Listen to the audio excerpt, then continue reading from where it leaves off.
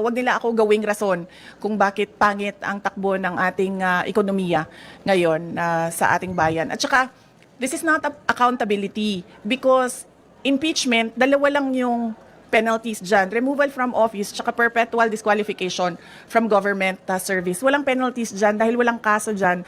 Ang impeachment ay removal process ng isang impeachable officers. Kung gusto talaga nila ng accountability, ay mag-file ng mga kaso dyan sa mga korte. Alam naman natin at alam naman nila na yung mga pirma ng mga congressman, unang-una hindi nila binasa yung articles of impeachment. Pangalawa, marami sa kanila ang tumanggap ng budget o pera kapalit ng kanilang signatures. In fact, madami sa kanila ang umamin na may kapalit yung kanilang pagpirma doon sa articles of impeachment.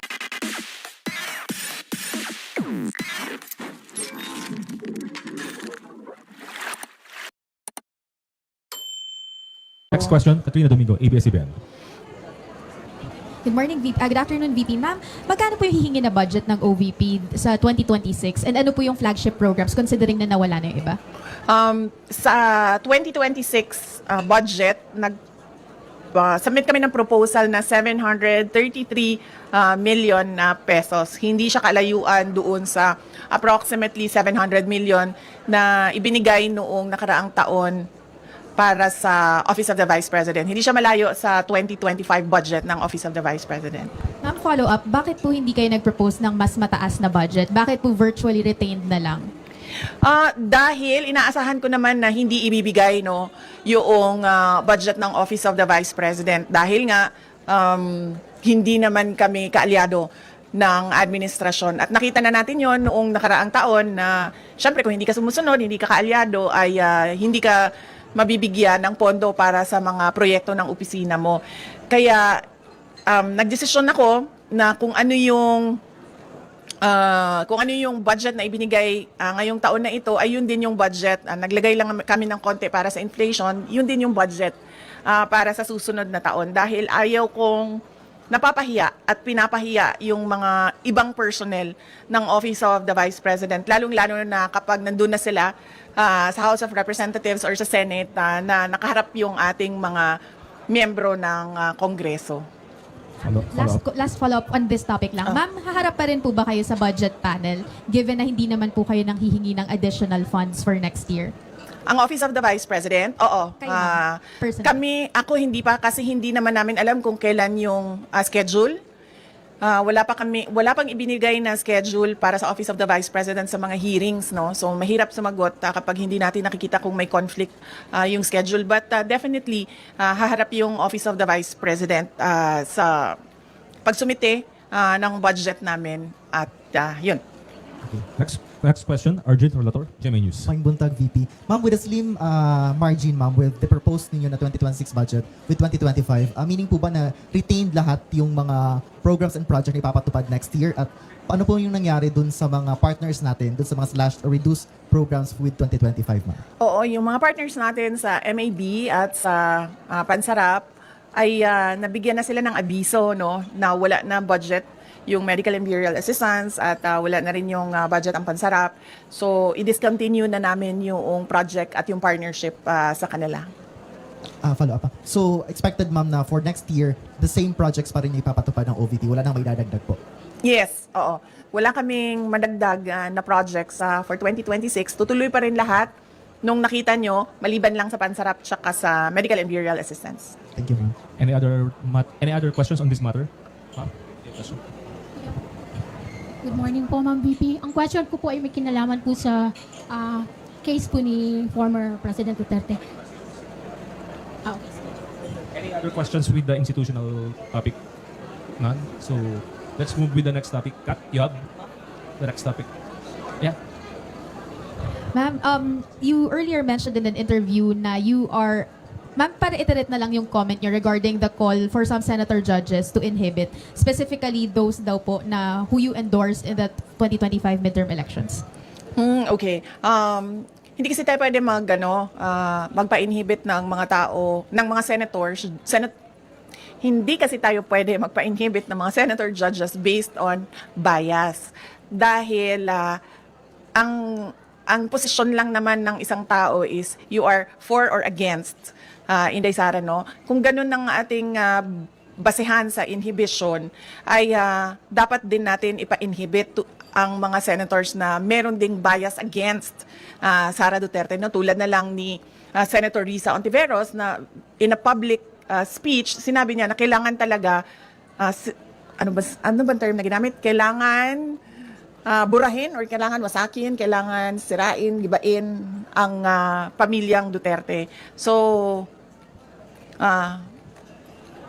kung ganon, na magpa-inhibit tayo based on bias, ay madaming senators ang ipapa-inhibit for or against Sara Duterte. Kaya sinasabi ko, ibigay na natin yung benefit of a doubt dyan sa ating mga senator judges na gagawin nila ang trabaho nila ng patas according to sa sinumpaan nila as senator judges.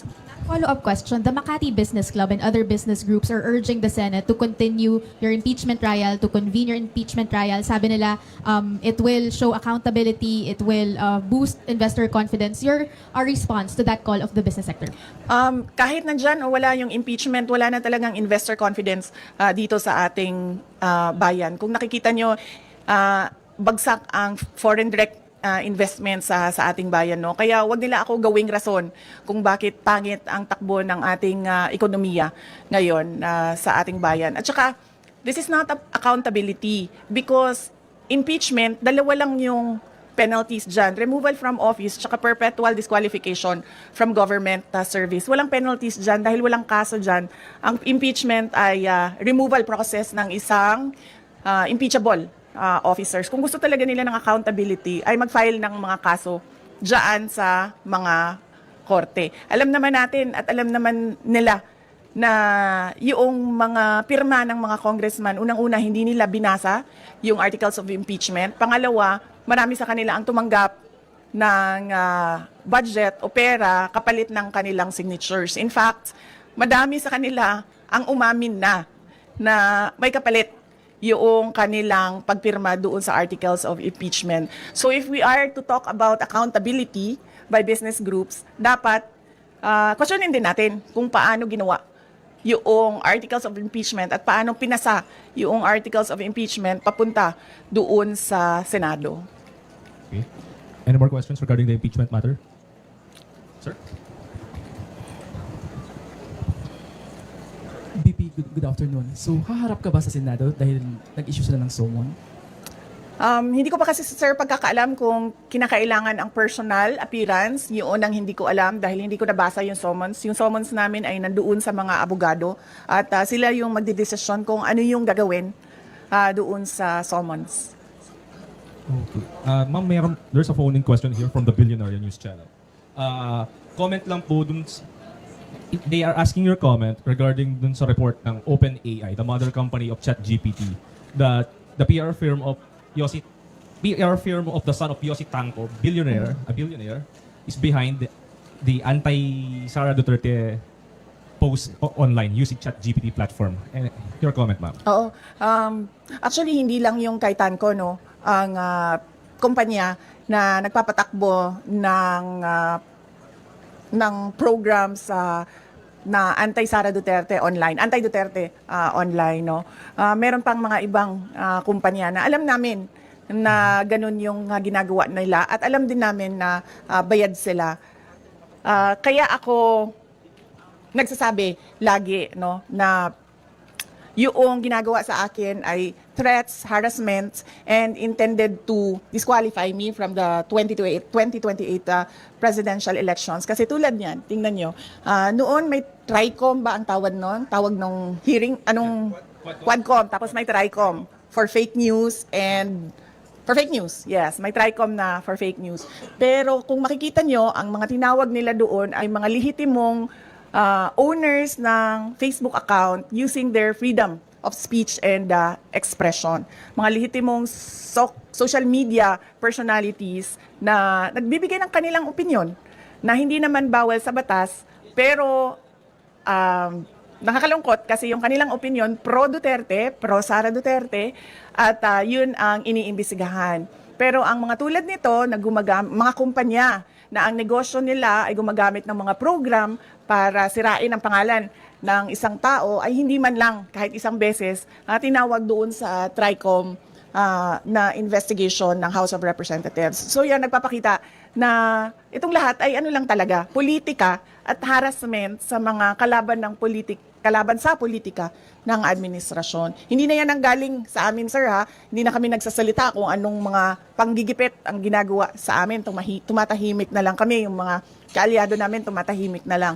Yan talaga, tulad nung pag-amin ng mga congressman na may natanggap silang pera, kapalit ang signature, yung nilabas ng OpenAI na isang kumpanya na involved sa paninirang puri ng mga tao, ay hindi galing sa amin, galing na sa universe. Para lang ipakita sa mga tao na kung anong ginagawa ng administrasyon. Puro politika, walang trabaho. At ngayon, gusto pang i-blame, no, sa akin ang bagsak na ekonomiya ng Pilipinas. Any follow-up there? Cut. Do you intend to file cases against that company? Hindi na, ma'am. Sobrang napahiya na siya doon nung nilabas yon ng AI. I mean, nasana yung credibility mo as a service provider nung sinabi na ganyan yung negosyo mo. So, ano pang point na kasuhan ko siya? Nakakahiya na napahiya na siya doon sa nangyari. At nakita ng buong mundo yung kahihiyan na ginawa niya. Ma'am, just speaking of AI, meron pong video ngayon na shinare daw si Senator Bato and si Vice Mayor Baste claiming na it's an artificial intelligence generated AI in support of you. Your comment po doon sa nangyaring pag-share daw po di umano nung AI generated video. Wala namang problema siguro sa pag-share ng AI video in support of sa akin. Basta hindi ginagawang negosyo. Kumbaga, if I were a social media account owner and gagawa ako ng AI to support a certain personality, walang problema doon kasi hindi ko naman siya ginagawang negosyo eh. Hindi ko naman binibenta sa mga tao yung produkto ko eh. No more questions on that topic. Okay, we move to the last two topics po. ICC or Argil? Argil. Ma'am, good morning again, ma'am. Any update, ma'am, with regards dun sa isang state party ng ICC na willing daw mag-adopt kay FPRD na any case mag-grant yung request for interim release? And any update po dun sa request for interim release ng Defense Council? Oo. Yung request for interim release ay nasubmit na ng Defense Council ni dating Pangulong Rodrigo Duterte. Nakalagay yon sa website ng ICC. Accessible yon sa ating lahat. At makikita natin doon kung ano ang mga pinagbasehan ng request for interim release, ano yung mga justification at explanations ng defense team ni dating Pangulong Duterte sa interim release. Merong mga redacted portions doon dahil naisip ng defense team na kailangan maging confidential yung ibang impormasyon doon. Pero yun ay available naman sa prosecutors, sa judges, and ang pagkakaalam ko, available din siya doon sa representatives ng mga biktima. Yun lang yung, kung ano yung nalalaman natin lahat sa publiko, yun lang din yung maibigay ko sa inyo na information. Yung iba pa ay kailangan tanungin at sagutin na ni Attorney Nicholas Kaufman. Ma'am, any update dun sa oath-taking ni FPRD? Or any case, ma'am, before ba ng June 30 possible na ma-release na si FPRD? Nakikita niyo pa ba yung possibility na ganun, ma'am? June 30? Apo. Wala kasing binigay na timeline. Walang binigay na timeline yung lawyer. Pero lagi niyang sinasabi, we are hoping that it will be granted the soonest possible time. Yan yung lagi niyang sagot kapag tinatanong siya about interim release. Doon sa oath-taking, hindi ko alam kung ano yung discussions niya. Iba din ng mga abogado ni dating Pangulong Duterte sa oath-taking niya. Mga Filipino lawyers ang kausap niya at nag-aasikaso ng kanyang oath-taking. Ma'am, you have any idea dun sa non-filing daw po ni FPRD nung kanyang sources sa COMELEC? Baka may discussion kayo with the local lawyers niyo po. Ang pagkakaalam ko ay kailangan ng oath yun. At hindi sila ata makapag-file kasi walang oath. So ang ginawa ng lawyer ni dating Pangulong Duterte ay nagrepresenta siya para kay dating Pangulong Duterte doon sa COMELEC. Last two questions. Sige, ma'am.